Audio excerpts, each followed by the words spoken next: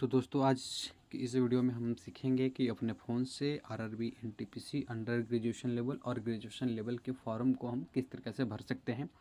और इस फॉर्म में बहुत सारे चेंजेस भी हुआ है और तो उसी चेंजेस को मद्देनजर रखते हुए हम उस फॉर्म को पूरा डिटेल वाइज हम देखेंगे कैसे कैसे उसको भरना है। तो चलिए हम स्टार्ट करते हैं, ज़्यादा देरी नहीं करते हुए। तो आ जाना हम यहाँ पर अपने एक ब्राउज़र में और यहाँ पर क्लिक करना है, लिखना है rrbapply.gov.in। इस तरह से लिखने के बाद यहाँ पर नेक्स्ट कर देना है। जैसे आप नेक्स्ट करेंगे आप आरआरबी की ऑफिशियल वेबसाइट पे आ जाइएगा। जैसे आप इस ऑफिशियल वेबसाइट पे आएंगे तो यहाँ पर आपको 3 ऑप्शन देखने के लिए मिलेगा, subscriber registration, create an account और लॉगिन। तो आपको यहाँ पर अगर फर्स्ट टाइम यूजर है, अगर पहली बार आप रजिस्ट्रेशन कर रहे हैं या पहली बार आप रेलवे के सर्वर पर आए हैं तो आप यहाँ पर क्रिएट एन अकाउंट पर क्लिक करेंगे और एक छोटा सा यहाँ पर पॉपअप आएगा, उसको ओके करने के बाद यहाँ पर सिंपल सा यहाँ पर कंट्री में आप इंडियन सेलेक्ट करने के बाद यहाँ पर नेम और वही नेम यहाँ पर वही टाइप में कर देना है। इतना करने के बाद आपको यहाँ पर नो पर टिक कर देना है, यहाँ पर डेट ऑफ बर्थ डाल देना है, वही वापस डेट ऑफ बर्थ बगल में डाल देना है और इस जो भी इस फॉर्म में दिया हुआ है वो सिंपल सा डिटेल है उसको आप सेलेक्ट कर लीजिएगा। जेंडर में मेल फीमेल अपना डाल के फादर नेम मदर नेम डाल करके आगे बढ़ जाइएगा। इसके बाद यहाँ पर ईमेल आईडी डाल करके और यहाँ पर जनरेट ओटीपी पर ईमेल पर क्लिक कर दीजिएगा और मोबाइल नंबर डालने के बाद मोबाइल के ओटीपी को यहाँ पर भेज करके दोनों में वैलिडेट करवा लीजिएगा ओटीपी डालने के बाद। उसके बाद फिर आपको यहाँ पर वेरीफाई थ्रू आधार कार्ड लिखा हुआ है, आप उसको वेरिफिकेशन पे यहाँ पर क्लिक कर लीजिएगा और यहाँ पर आपको आधार नंबर अपना डाल करके जनरेट ओटीपी पर क्लिक कर लीजिएगा और अपना आधार से जो भी नंबर लिंक रहेगा उस पर ओटीपी चला जाएगा और उसको यहाँ पर ओटीपी को डाल करके और यहाँ पर जो वेरीफाई का ऑप्शन आ रहा है उसको यहाँ पर वेरीफाई पर क्लिक कर लीजिएगा। फिर यहाँ पर आई कन्फर्म पर चेकआउट करके यहाँ से पासवर्ड सेक्शन में अपने पासवर्ड बना लीजिएगा और वही पासवर्ड को यहाँ पर डाल दीजिएगा। पासवर्ड बनाते ध्यान रखेंगे एक कैपिटल लेटर रहेगा, बाकी स्मॉल लेटर रहेगा, उसके अंदर में एक सिंबल जैसे @ हैशटैग ये सब डालने के बाद दोनों में सेम पासवर्ड को डाल लीजिएगा और डालने के बाद I am not a robot पर क्लिक करने के बाद यहाँ पर preview and create an account पर चले जाइएगा और उसको मिलान करने के बाद सारा डिटेल सही होगा तो आप सबमिट कर दीजिएगा, जिसके बाद आपका रजिस्ट्रेशन कंप्लीट हो जाएगा। इतना करने के बाद आपको यहाँ वापस से हम डैशबोर्ड पे आ जाइएगा और इसके बाद फिर आपको लॉगिन कर लेना है। तो लॉगिन करने के लिए हमारे पास या तो हम आधार से लॉगिन कर सकते हैं या तो फिर अपने मोबाइल नंबर और ईमेल आईडी दोनों से किसी से लॉगिन कर सकते हैं। तो आइए हम अपने लॉगिन विद आरआरबी क्रेडेंशियल पर हम यहाँ पर क्लिक कर देना है और इसके बाद यहाँ पर आपका मोबाइल नंबर और यहाँ पर अपना पासवर्ड डाल लेना है जो कि आपने पिछली बार पासवर्ड यहाँ पर बनाया था रजिस्ट्रेशन के समय में। इसके बाद I am not a robot पर क्लिक करके यहाँ पर लॉगिन पर क्लिक कर देना है। तो चलिए हम इसको कर लेते हैं। लॉगिन पे यहाँ पर क्लिक करेंगे मोबाइल नंबर पासवर्ड डालने के बाद तो यहाँ पर आपको 2 ऑप्शन मिलेंगे, send OTP to phone, send OTP to email. तो हमें यहाँ पर फोन पे क्लिक कर देना है तो हमें ओटीपी अपने फ़ोन पे प्राप्त हो जाएगा और ओटीपी हमें यहाँ पर डाल देना है। तो ओटीपी डालने के बाद लॉगिन पे जैसे क्लिक करेंगे तो आपको कुछ इस तरह का इंटरफेस आपको डैशबोर्ड यहाँ पर सामने नजर आ जाएगा। तो आपको यहाँ पर आ जाना है और आने के बाद यहाँ पर ऑनलाइन एप्लीकेशन पे यहाँ पर क्लिक कर देना है और ऑनलाइन एप्लीकेशन पर जैसे क्लिक करिएगा तो ऊपर में है अंडर ग्रेजुएशन लेवल यानी इंटर अगर पास किए हैं तो आप उसके लिए ऊपर वाले ऑप्शन को सेलेक्ट करेंगे, अगर आप ग्रेजुएशन पास है तो नीचे वाले ऑप्शन को सेलेक्ट करेंगे। तो चलिए हम अभी अंडर ग्रेजुएशन लेवल के लिए भरते हैं। तो यहाँ पर क्लिक करके आपको यहाँ पर जोन को सेलेक्ट कर देना है कि आप किस जोन में अप्लाई करना चाहते हैं हम। तो चलिए फिलहाल यहाँ पर बिलासपुर वाला हम यहाँ पर सेलेक्ट कर दे रहे हैं। उसके बाद फिर दोनों बॉक्स में यहाँ पर चेक करने के बाद यहाँ पर नेक्स्ट पर क्लिक कर देना है। तो चलिए हम आगे करते हैं। बाद हमें यहाँ पर कंट्री का नेम जो कि हम रजिस्ट्रेशन समय में जो भी डाले तो डिटेल हमें यहाँ सामने नजर आ जाएगा। तो हमें उसके बाद यहाँ पर नीचे देखना है कि मैरिटल स्टेटस में यदि आप मैरिड हैं अनमैरिड है तो आपको यहाँ पर मैरिड अनमैरिड को यहाँ पर से सेलेक्ट कर लेना है। देन यहाँ पर रिलीजन में अपना धर्म का नाम हिंदू मुस्लिम जो भी हैं आप यहाँ पर सेलेक्ट कर लेंगे। मातृभाषा में अपना हिंदी रखेंगे। इसके बाद यहाँ पर choice of language of for examination के लिए यहाँ पर आपको हिंदी में अगर एग्जाम देना चाहते हो तो हिंदी में और इंग्लिश में अगर क्वेश्चन पेपर आपका आए एग्जाम के समय में तो आप यहाँ पर इंग्लिश यहाँ पर सेलेक्ट कर लीजिएगा, अपने हिसाब से लैंग्वेज यहाँ पर सेलेक्ट कर लीजिएगा। हमारे केस में यहाँ पर हिंदी रहेगा।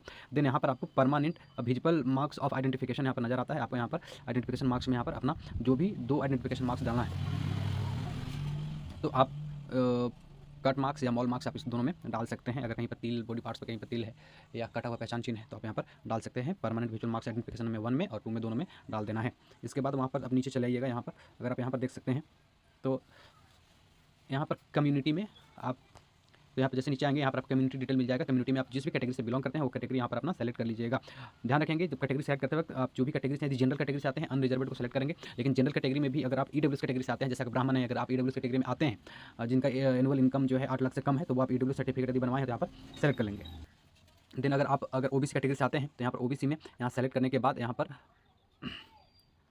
आई अंडरस्टैंड एग्री पे यहाँ पर क्लिक कर देना है और क्लिक करने के बाद आपको यहाँ पर जो भी ओबीसी कैटेगरी से आते हैं तो ओबीसी कैटेगरी में आप यहाँ पर सेलेक्ट कर लीजिएगा ओबीसी में नॉन क्रिमिनल लेयर। इसके बाद आई अंडरस्टैंड पर क्लिक कर देना है और क्लिक करने के बाद अपना कैटेगरी जो भी जात में आते हैं आप जो भी कैटेगरी से बिलोंग करते हैं उस जाति का नाम यहाँ पर डाल देना है और इसके बाद कम्युनिटी सर्टिफिकेट नंबर आपको यानी एनसीएल नंबर जो भी होगा एनसीएल नंबर आप डाल दीजिएगा। एनसीएल आप चाहें तो एसडीओ लेवल से बनवा सकते हैं या तो आप रेवेन्यू ऑफिसर लेवल का अगर बन चुका है तो भी कोई दिक्कत नहीं है। तो आप क्योंकि इसमें इशू अथॉरिटी में अगर आप देखेंगे तो यहाँ पर अगर तहसीलदार से बनवाए हैं या फिर रेवेन्यू ऑफिसर से ब्लॉक लेवल से बनाए तो यहाँ पर इसको सेलेक्ट कर लीजिएगा, कोई दिक्कत नहीं है। अगर एसडीओ से बनवा ली है तो भी बेटर है।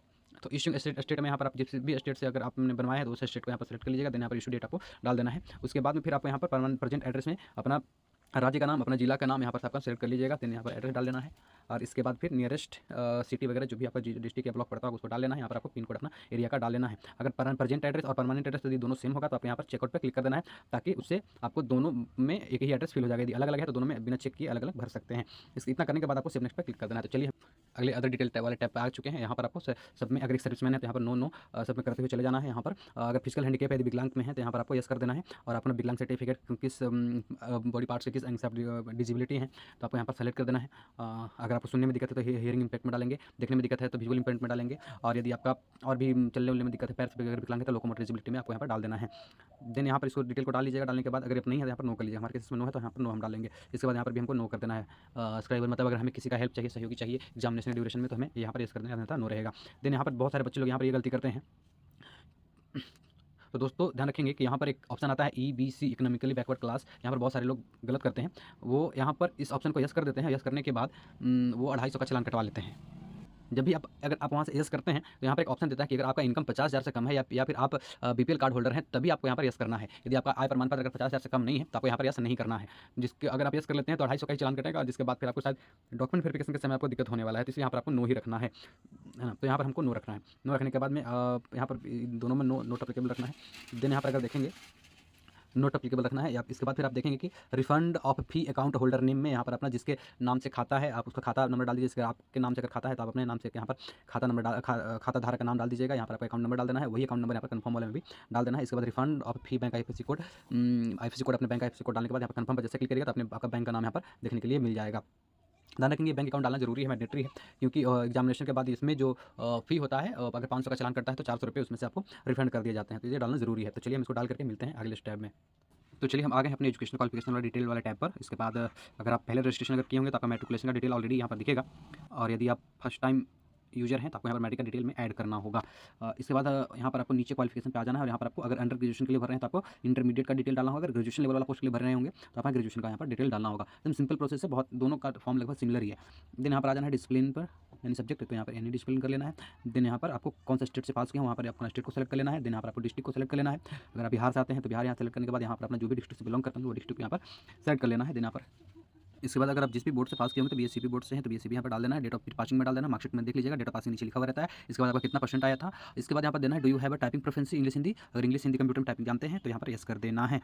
ठीक है, मैंडेटरी है, डाल दीजिएगा। यस करके ऐड पे क्लिक कर देना है और देख के यहाँ पर ऐड डिटेल पे क्लिक कर देना है और करने के बाद यहाँ पर नेक्स्ट कर देना है। तो चलिए हम डाल करके आपको अगर मिलते हैं। चलिए तब आ गए हम अपने अपलोड प्रोफाइल पिक्चर पर। तो यहाँ पर चेंजेस में ये आया है कि आपको लाइव फोटो लेना है। पिछली बार में लाइव, यहाँ पर आपको कैप्चर लाइव इमेज पे यहाँ पर क्लिक कर देना है और जैसे कैप्चर लाइव इमेज पे आप क्लिक करेंगे तो यहाँ पर पढ़ लीजिएगा कि आपको केवल 5 मिनट में 3 बार ही कैप्चर करने की अनुमति मिलता है।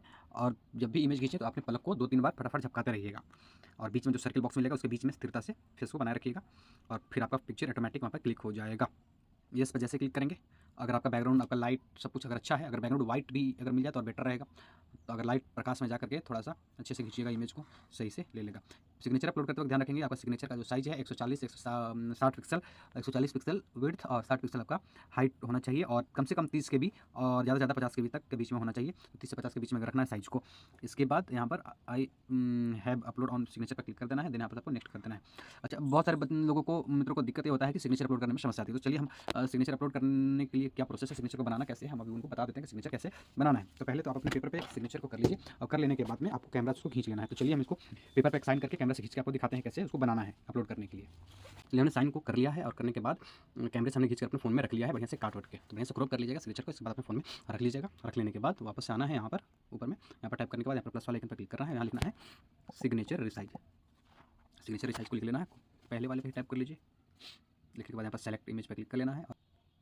चलिए हमारे पास यहाँ पर इमेज यहाँ पर आ चुका है। आने के बाद यहाँ पर हमको यहाँ 140/60 अपना आवश्यकता से अगर नहीं होगा तो यहाँ पर डाल लीजिएगा। डाल लेने के बाद में यहाँ पर 30 KB से हमको ज़्यादा चाहिए तो हम यहाँ पर आएंगे और लिख देंगे कि हमें कम से कम 40 KB का चाहिए, ताकि 30 से 50 के बीच में हो जाएगा। इसके बाद रिसाइज सिग्नेचर पर क्लिक कर देना है और करने के बाद में आपको यहाँ पर डाउनलोड पर क्लिक कर देना है। देखिए 39 KB का बन के आ चुका है। तो यहाँ पर डाउनलोड पर क्लिक कर देना है। तो चलिए देखिए हमारे यहाँ पर डाउनलोड हो गया 39.96 KB का। इसके बाद वापस आ जाना है सिग्नेचर वाले टैब पे, यहाँ पर पिक्चर ले लीजिएगा। लेने के बाद यहाँ पर ब्राउज पे क्लिक कर देना है। ब्राउज पे क्लिक करने के बाद यहाँ पर इसको टैप करके यहाँ पर डन कर देना है। जैसे आप यहाँ पर डन करेंगे, यहाँ देखिए सिग्नेचर ऊपर में दिखाएगा कि आपका सिग्नेचर यहाँ पर दिखा रहा है। इसके बाद यहाँ पर सेव वाले पे मेरा सिग्नेचर यहाँ पर जो भी हमने किया था वो सिग्नेचर यहाँ से अच्छे से अपलोड हो गया है। तरीके से आपको सिग्नेचर को अपलोड कर देना है। यहाँ पर आपको कैप्चर लाइव इमेज पे बैकग्राउंड को वाइट रखिएगा, लाइट को फेस पर बहुत बढ़िया से पड़नी चाहिए, तभी आपका इमेज कैप्चर लाइव इमेज सही से आ पाएगा। और फोटो खींचते वक्त आँख को आपको ब्लिंक करते हुए रखना है, मटकाते हुए चलना है। देन इसके बाद आपको सेव नेक्स्ट पे वापस से क्लिक कर देना है। और इसके बाद प्रेफरेंस में आपको यहाँ पर सेलेक्ट कर लीजिएगा जो भी आप पोस्ट के लिए आवेदन कर रहे हैं। उसके बाद वहाँ पर एक बार प्रीव्यू करने का ऑप्शन आएगा। ध्यान रखेंगे हमें तो इस फॉर्म को फिलहाल कंप्लीट नहीं करना है, लेकिन आपको मैं गाइडलाइंस बता देता हूँ कि प्रेफरेंस एंड पोस्ट प्रेफरेंस पे चले जाइएगा। वहाँ पर अपना कोई भी पोस्ट होगा उसको आप यहाँ पर 1 बाय 1 करके सेलेक्ट कर लीजिएगा। जिस पोस्ट के लिए आवेदन करना चाहते हैं वहाँ पर प्लस वाले आइकन पे क्लिक करके आगे जा करके सेव नेक्स्ट पे क्लिक करने के बाद प्रीव्यू एक बार कर लीजिएगा। प्रिंट प्रीव्यू पहले सब कुछ डिटेल सही होगा तभी आपको सबमिट करना है। और सबमिट करने के बाद आपको सिंपल सा पेमेंट कर देना है। पेमेंट आप यूपीआई से भी कर सकते हैं, नेट बैंकिंग से भी कर सकते हैं। तो ये सिंपल सा प्रोसेस रहा। तो आशा है आपको वीडियो समझ में आई। अगर किसी भी प्रकार का समस्या आता है फॉर्म भरने में तो आप हमें कमेंट कर सकते हैं, आपको तत्काल ही रिप्लाई दिया जाएगा। तो वीडियो देखने के लिए बहुत बहुत धन्यवाद। मिलते हैं किसी नेक्स्ट वीडियो में।